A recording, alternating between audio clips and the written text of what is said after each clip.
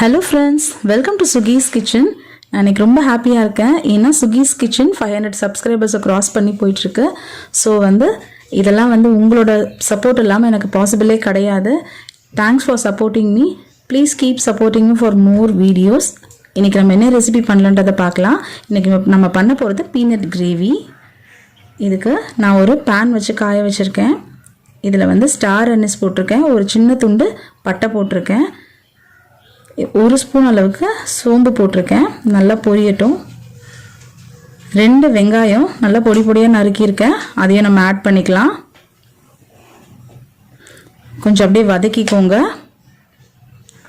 கொஞ்சம் தேவையான அளவுக்கு கல் உப்பு போட்டுக்கோங்க. 1 இன்ச் இஞ்சி, ஒரு 5 பல் பூண்டு போட்டிருக்கேன், ஒரு 2 தக்காளி பொடி பொடியாக நறுக்குனது போடுறேன். நல்லா வதக்கிக்கோங்க. இதில் ஓவர் நைட் வேர்க்கடலையை ஊற வச்சுருக்கேன், ஒரு 1/4 கிலோ எடுத்து. இப்போ அதில் ஊற வச்ச வேர்க்கடலையிலேருந்து பாதி வேர்க்கடலை நம்ம இதில் ஆட் பண்ணிக்கலாம்.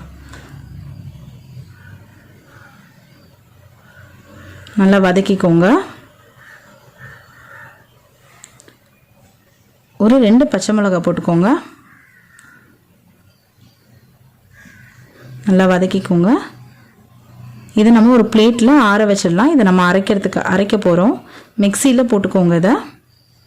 இது பாருங்கள், நல்லா இந்த மாதிரி கோர்ஸாக அரைச்சிக்கோங்க. ரொம்ப மையாக அரைக்காமல் ஓரளவுக்கு குறைன்னு அரைச்சிக்கோங்க.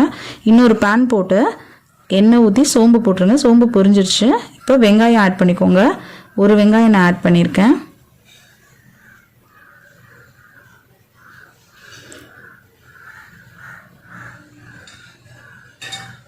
கொஞ்சம் கருவேப்பிலை போட்டுக்கோங்க. 1 டேபிள் ஸ்பூன் அளவுக்கு இஞ்சி பூண்டு போட்டுக்கோங்க.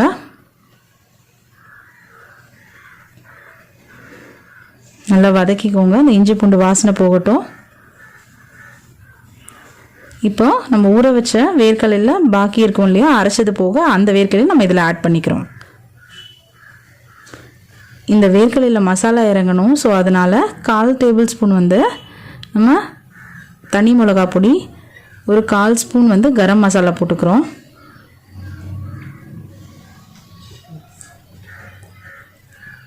இப்போது இந்த கிரேவிக்கு ஏற்றதை உப்பு போட்டுக்கோங்க. கொஞ்சம் நல்லா வதக்கிக்கோங்க. நல்லா வதங்கின உடனே நம்ம அரைச்சி வச்சுருக்கோம் இல்லையா, வேர்க்கடலை விழுது, அதை நம்ம ஆட் பண்ணிக்கலாம்.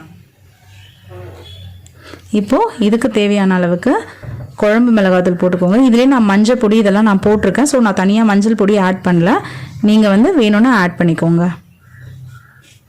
இப்போது இந்த கிரேவிக்கு ஏற்ற மாதிரி நம்ம தண்ணி ஆட் பண்ணிக்கலாம். இதை நல்லா ஒரு 10 நிமிஷம் கொதிக்க வைக்க போகிறோம். அந்த எண்ணெய்லாம் கக்குன உடனே நம்மளுக்கு ரெடி ஆயிடுச்சுன்னு அர்த்தம். ஒரு 10 மினிட்ஸ் அப்படியே நீங்கள் மூடி வச்சு கூட கொதிக்க வைக்கலாம். இப்போது 10 நிமிஷம் ஆயிடுச்சு. இப்போ பாருங்கள், நல்லா ரெடி ஆயிடுச்சு நம்ம கிரேவி. லாஸ்ட்டாக 1 ஸ்பூன் அளவுக்கு நான் பெப்பர் போட்டிருக்கேன். இப்போ பெப்பர் போட்டு இறக்க போகிறேன். இது நீங்கள் நான் சொன்ன மாதிரி இட்லிக்கு, தோசை, பூரி, சப்பாத்திக்கெலாம் நீங்கள் பண்ணி சாப்பிட்லாம். உங்களுக்கு இது பிடிச்சிருந்தது அப்படின்னா உங்கள் ஃப்ரெண்ட்ஸ் அண்ட் ரிலேட்டிவ் கிட்ட ஷேர் பண்ணுங்கள், கமெண்ட் பண்ணுங்கள். And subscribe to Sugi's Kitchen. Thanks for watching.